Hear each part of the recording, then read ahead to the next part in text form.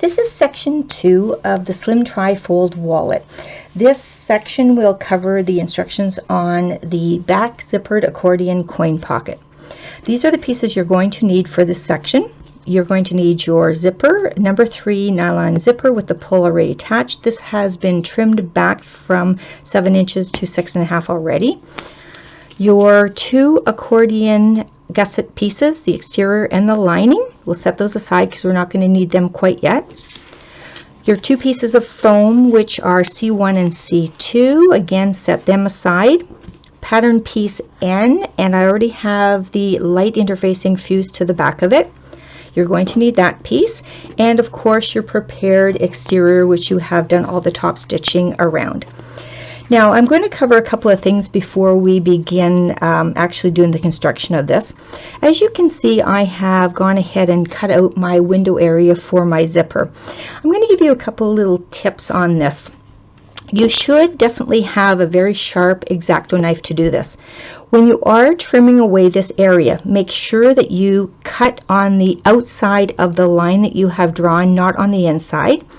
Also make sure that your pressure on your ruler and along that line is quite strong, because you do not want that moving or shifting on you when you are doing your cut. Get as close to the corner as possible when you are cutting, but don't go right into that corner. You can come along and you can trim back later to make it a nice clean cut. If you go too far, you could cut into the actual leather and too far past. Now I've gone ahead and I have actually done my edge painting along the inside of this area. So let's talk a bit about the edge paint. I have actually used the Tandy leather edge paint, which is available at any Tandy store, and you can also use this Angelus acrylic paint as well. It's up to you. If you are using either one, you can also use a gardenia. There's many different brands out there. You're going to use the ones that you prefer and work best for you. So here's a couple of little things that I have discovered with this edge paint. The Tandy one is a little thinner, but if you let it expose in a dish for about 30 minutes, it will thicken up and it will make a better coverage with one coat than what it would being poured directly out of your bottle. This paint, which is Angela's acrylic paint, it is a good paint. It has a brush on it, which will make the application a lot easier. You can just go along and you can collect along the edge with your edge paint, so it is less mess. The one thing that you do have to remember though is if you are using leather or anything with a fiber, you don't want to use this brush. You want to use a different tool, because you don't want to be putting the fibers back into this paint. I find with this paint you need a few more coats, and you do need to sand in between, and it does give a really great finish, and it is actually perfect for the vinyl application. I do prefer using the Tandy for the leather though. Okay, so let's begin by flipping this piece over to the wrong side. I have gone ahead and I have applied my 3 strips of DST. Now I'm using 1/4 inch because my machine does not have a problem with gumming the needle. You can use 1/8 of an inch if you wish and bring it further down to clear the stitch line, or you can use glue here. That's totally up to you. You know your machine better. So I've applied just above that 6-inch line, just below, and down here to the side about 1/4 of an inch to 3/8 of an inch in from that edge. Now I'm going to take my zipper and I'm just going to place it to the side so that I can know that I can flip it back. Oh, it's this way. Flip it back evenly and make it all nice and straight when I'm applying it. You want to pull off the paper of the 2 longer pieces of the double-sided tape. Not this side. You don't want to pull this off just yet. You'll be doing that later on. You want to lay your zipper face down. Now as you can see, the 6.5 inches fits really well between the folded edges and the piping.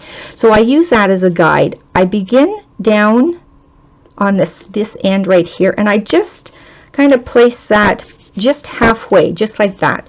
I want to flip this piece over to see how even I am, because you want to make sure that it's centered. So I want to start with this end down here being centered,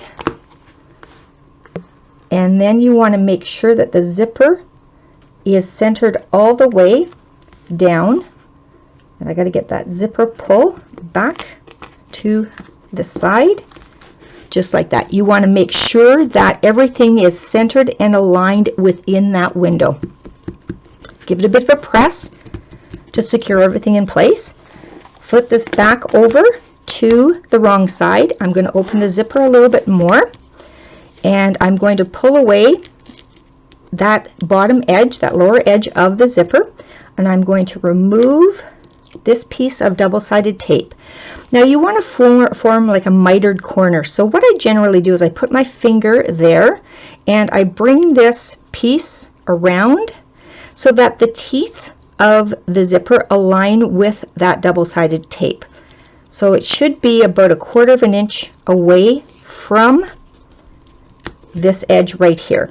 We are going to be stitching through here, so you don't want to be catching the teeth. Now I may just move that just a little bit closer, just like that. Now I'm going to flip this over and I'm going to close this to make sure everything works. Your zipper is important, because if you get a zipper on there and you find out it splits because the pull doesn't work, that's kind of something that you don't want to have happen. So we will be stitching through here, so you want to be at least 1/4 of an inch away from that corner edge, just like I have shown. Now we want to go back to the wrong side, and we are going to put the lining onto the lower portion of the zipper. This is 7 inch by 7 inch, so it doesn't matter which side you're going to use, but you are looking at the right side at this point. You want to place some glue just along that lower edge of the zipper tape, right to the very end. Now I'm going to smooth that out a little bit because it got a little bit more come out than what I wanted. Wipe my fingers off. Now you want to place the right side of your lining piece down on top of that edge of tape, and you want to line up everything so that it's nice and even. Give it a press. You may want to wait a few minutes to make sure that it's well glued, but if you're impatient, you can actually take a clip and put a clip along the side to stop it from moving. Now again, the glue I'm using is Rowley Fringe Adhesive, and it does connect and contact very well.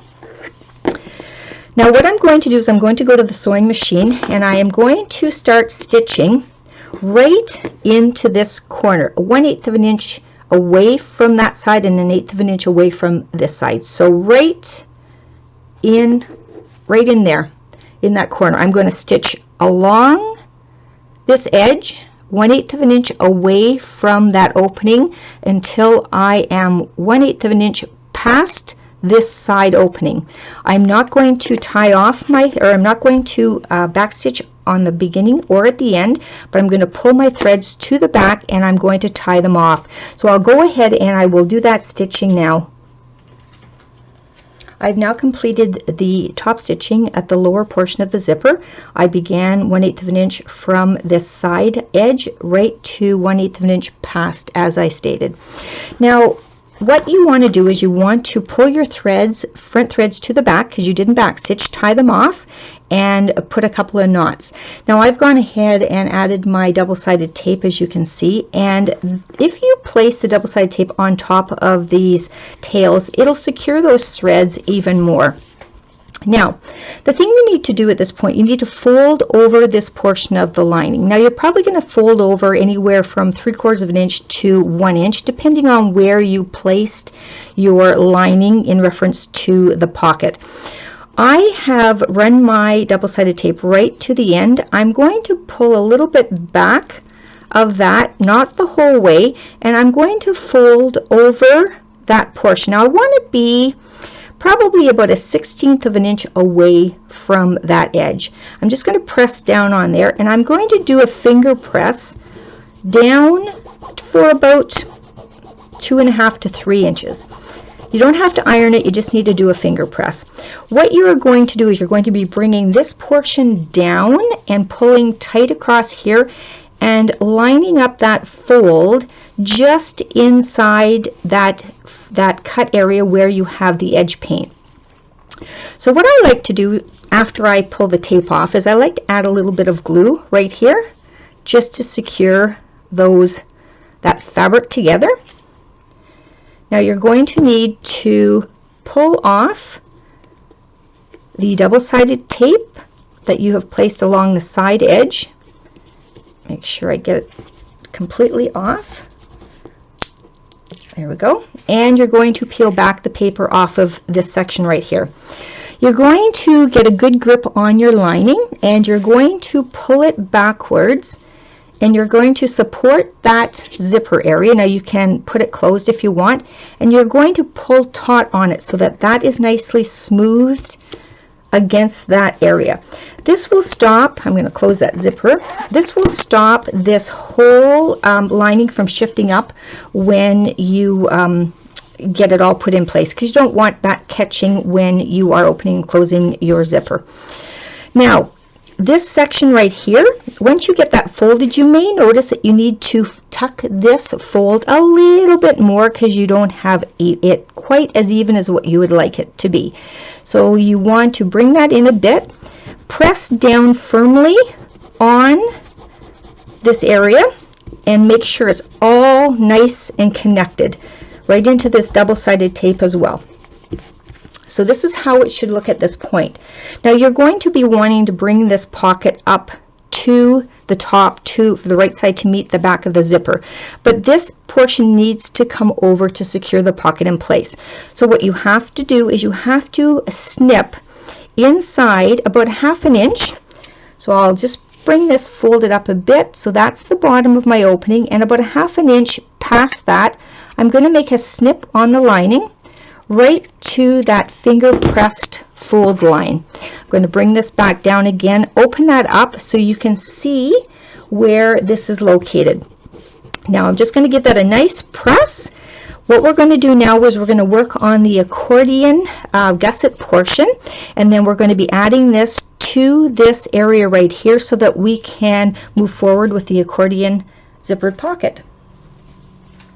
In front of me I have J&K, the accordion gusset pieces, the exterior and the lining.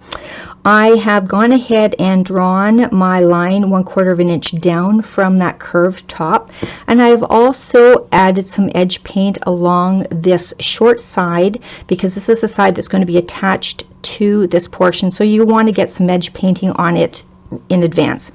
You're going to take some glue and you're going to spread the glue completely around the accordion portion.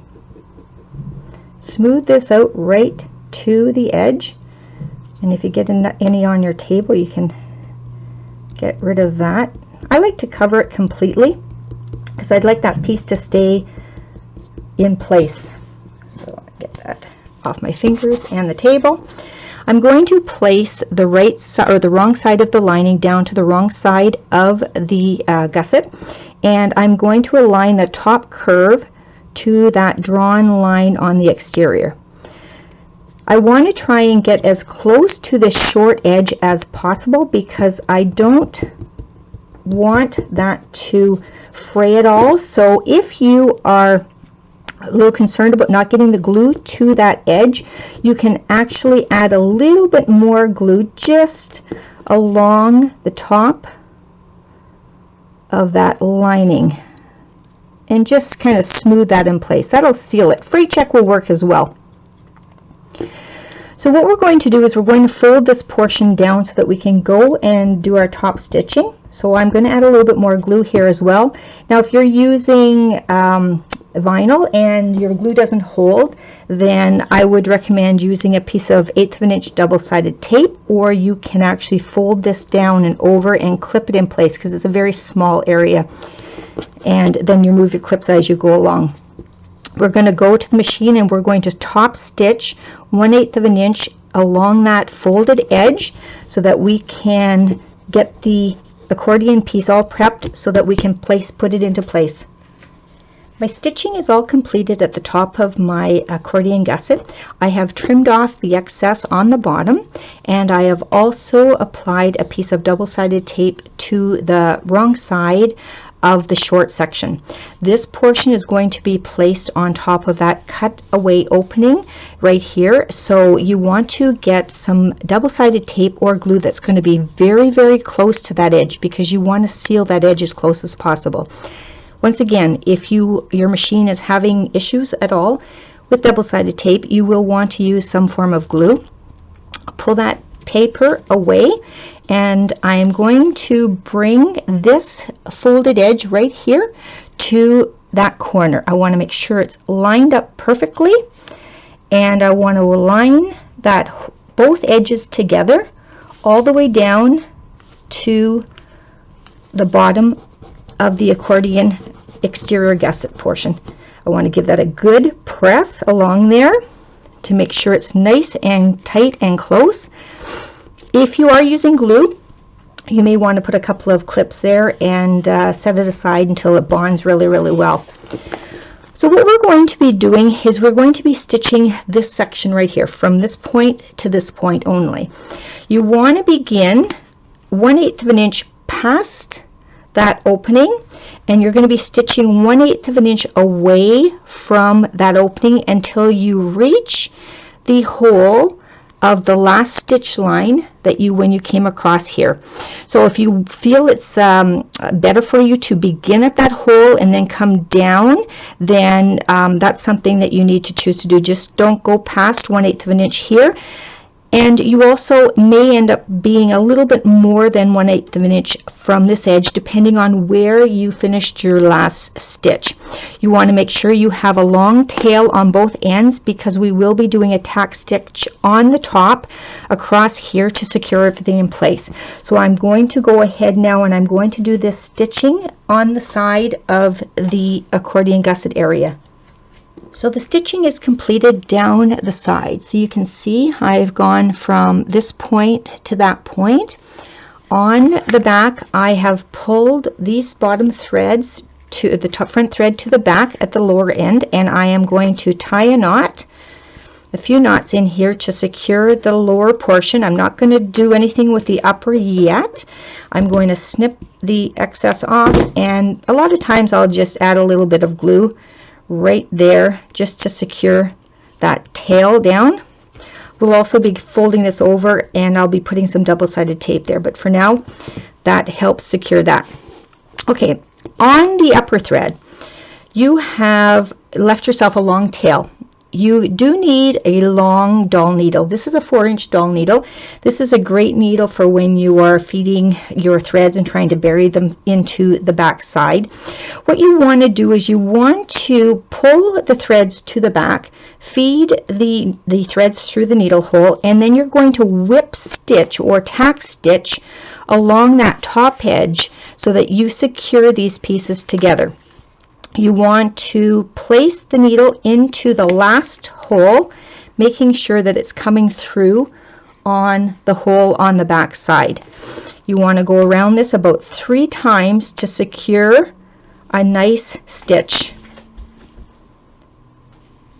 Now, I've gone around 3 times, and I want to bury my thread to the back side. So I've placed the last stitch through the front to the inside, and I am going to pull the thread, make sure that that's gone around the top edge, not the side edge.